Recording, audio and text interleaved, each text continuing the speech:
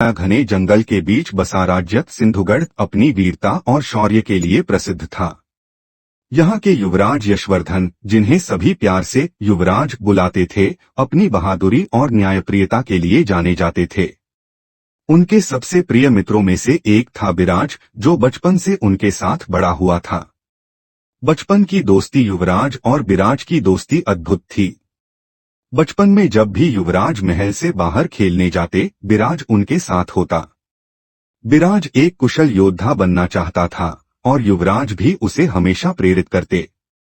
दोनों साथ में तलवारबाजी सीखते, घुड़सवारी करते और जंगलों की सैर पर निकलते।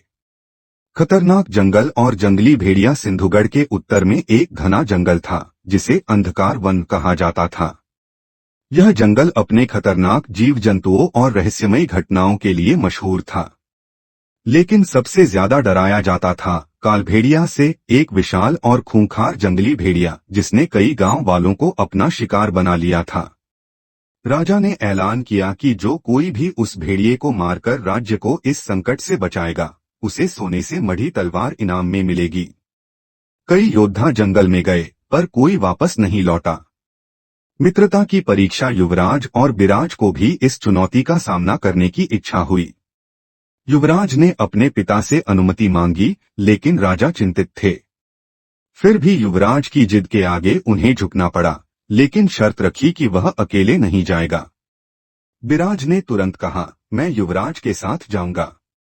हमारी दोस्ती सिर्फ खेलकूद तक सीमित नहीं, बल्कि हर मुश्किल में साथ रहने की कस्में खाई हैं। राजा ने दोनों को आशीर्वाद दिया और वे जंगल की ओर निकल पड़े। अंधकार वन में प्रवेश रास्ते में उन्होंने कई खतरनाक जानवरों को देखा, लेकिन सबसे भयानक दृश्य वह था जब उन्होंने कुछ क्षतविक्षत शव देखे। यह साफ था कि कालभेड़िया यहीं आसपास था। रात होते ही जंगल और डरावना हो गया। वे आग जलाकर पहरा देने लगे।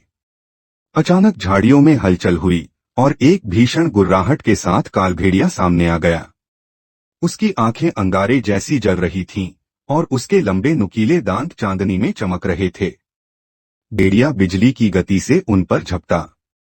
युवराज ने तलवार निकालकर वार किया, लेकिन वह तेजी से बच निकला।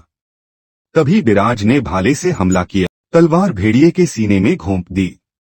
कालभेड़िया एक डरावनी चीख के साथ धराशायी हो गया। लेकिन जब युवराज ने मुड़कर देखा, तो बिराज जमीन पर पड़ा था। उसकी सांसें धीमी हो रही थीं। एक सच्चे दोस्त की अमरता। युवराज ने तुरंत उसे उठाया और महल की ओर भागे, लेकिन रास्ते में ही बिराज ने मुस्कुराते हुए कहा, युवराज, मैंने अपनी दोस्ती का फर्ज निभा दिया। अब तुम राज्य के महान राजा बनना। और यह कहते हुए उसने अपनी आंखें हमेशा के लिए बंद कर लीं। युवराज की आंखों से आंसू बह निकले। उन्होंने अपनी मित्रता की सबसे कठिन परीक्षा दी थी। जब वे महल पहुंचे, तो पूरा राज्य उनके पराक्रम की गाथा गाने लगा, लेकिन युवराज के दिल में एक खालीपन था। उन्होंने अपनी पुरस्कार में मिली सोने की तलवार बिराज के स्मारक पर चढ़ा दी और घोषणा की कि सच्चा इनाम सोने की तलवार नहीं, बल्कि एक सच्चे दोस्त की याद है।